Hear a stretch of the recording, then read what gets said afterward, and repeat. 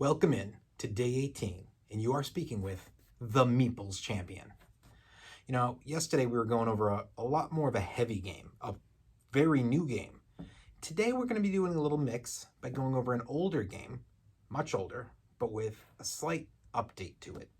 You know, a lot of the old games that we used to play as kids, they've kind of now been forgotten about. They were great then because board games were what they were. And all of a sudden, we found in the early 2000s this new breed of tabletop games, which has exploded. And suddenly, there's so many of thousands, tens of thousands of these new games in the last 20 years that the old games, for the most part, are gone. You don't have these in most people's collections, or if you do, it's not a person who collects the newer games. I'm not against the old games, but I do like it when somebody makes the effort to make an update. And in today's case, while I play this seldomly, this is one of the only games from that old grouping that I have kept because of the update. And that game is Monopoly Mega. Now, I think that when it comes to a board gamer, you're kind of on one of two sides. You love or you hate Monopoly. It's a tough one to talk about. Personally, growing up, Monopoly was one of the most played in my house, and we played by a lot of rules. We used to put 4 boards together and play it as this huge, hey, I'm dominating board A, so that's where I'm going to stay because I own everything. And everybody else slowly buys up everything else. We'd have to keep adapting new rules to find a way to force people out. Or we'd play the original game, but it would take hours. Eventually, our family bought this huge, huge Monopoly instruction booklet that gave, I don't even know how many, but it gave you every single additional rule, house rules that had come up through the years.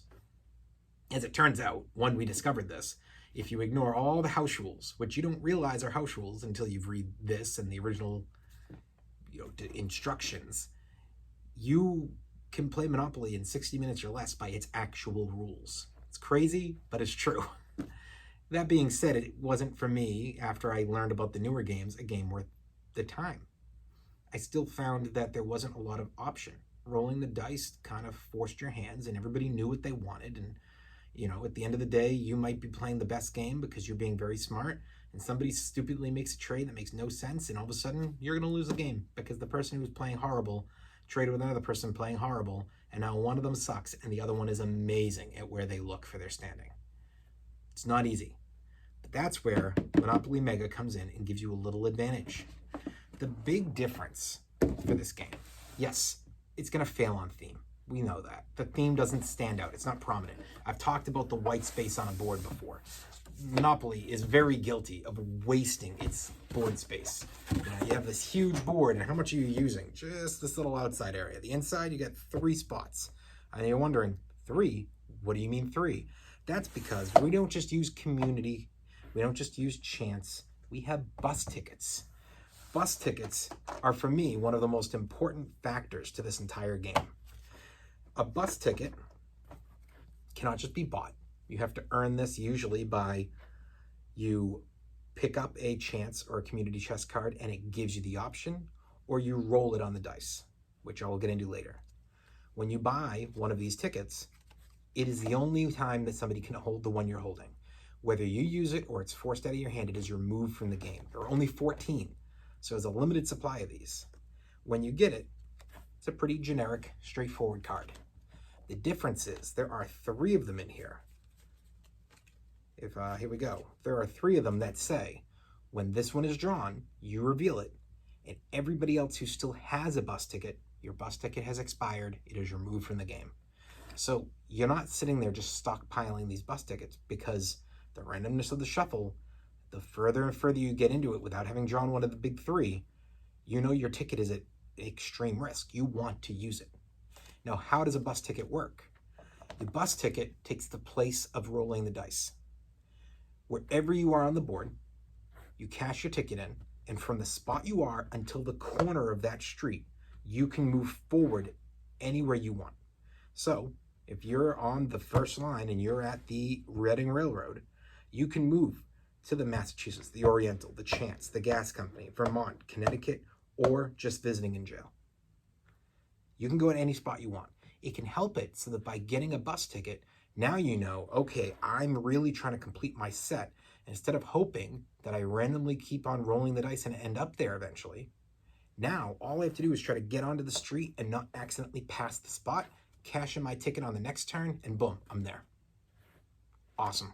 It's a fantastic way to add a little bit of strategy, but at that same time realize, hey, I keep trying to set myself up into this position, but I could lose this to an expiration ticket. So I might have to just back off and say, okay, that's my big strategy, but it's been 3 turns, 2 more tickets have been drawn, things are starting to get a little scary. So you know what? I'm going to cash it in and I'm going to go over here and get this big one that somebody else is going to need. You know, maybe you cash it in and you say, I'm going to snag Park Place because somebody else has Boardwalk, and I want to make sure that I have tradability with them in case they get the orange I want.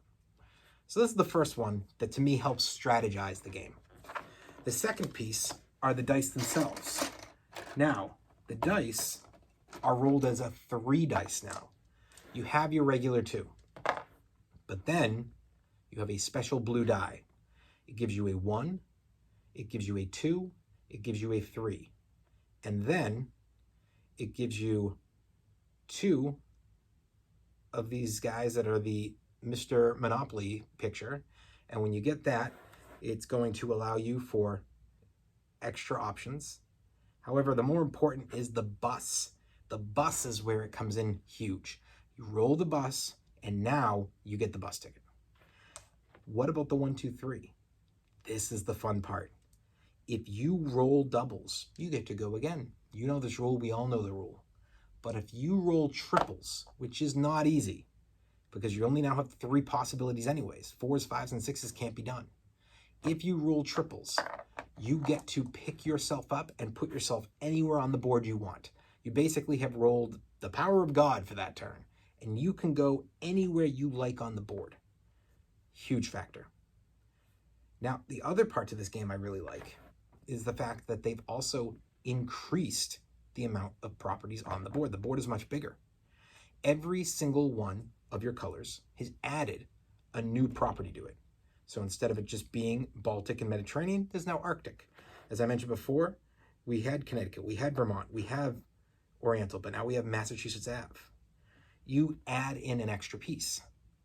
Now, just like before, in order to start building on your properties, you need 3 or 2. So if you have the 3 browns, you need 2 of them. If you have the 4 of the light blue, you need 3 of them. Once you've achieved this, you can build your houses, you can build your hotels. But it's not until you own the 4th property that you can upgrade all the way to skyscrapers. Another huge factor, a way to improve yourself again.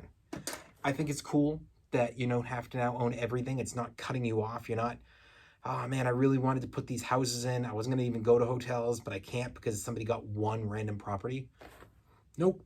There's an extra property and you only need to have all but 1 of the properties in order to start building. It gives that option. So, where does this game land for me? The price isn't bad. You can get this at, you could get them today at Toys R Us, which is where I got it. Obviously, that's not around anymore. There's the possibility of finding it in a regular Target. I don't think you're ever going to see this at Barnes & Noble. It is rare. They do have the Monopoly that now has the extra die, and I believe it also has the bus tokens, but that is just the regular Monopoly, and that one I wouldn't push for. The Mega, which increases the size and adds in these skyscrapers, all of it together making it to me a slightly better game, upping it to that, it's not to me a game I would shoo away from people. It's a little harder to find. I believe you can find it on Amazon. It's probably about $40. It's not that bad price-wise. Art it's nothing impressive. Theme, nothing impressive. Difficulty, easy to learn. Very easy to learn.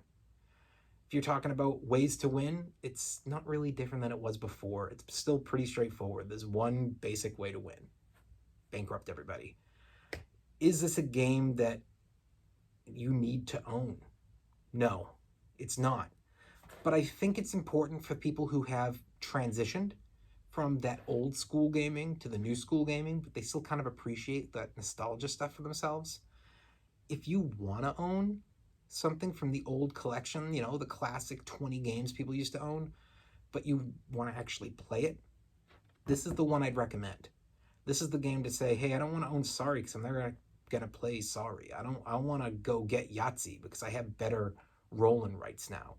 I don't want to go get the original Risk because like it's just not the game for me anymore.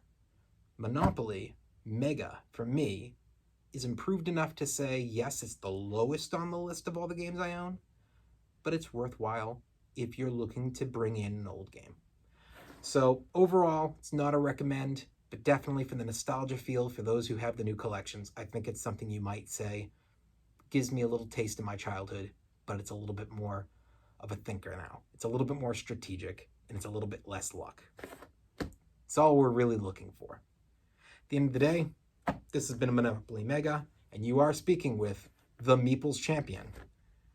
I hope that you guys subscribe, and I hope you recommend the channel to everybody you can. Give it a like.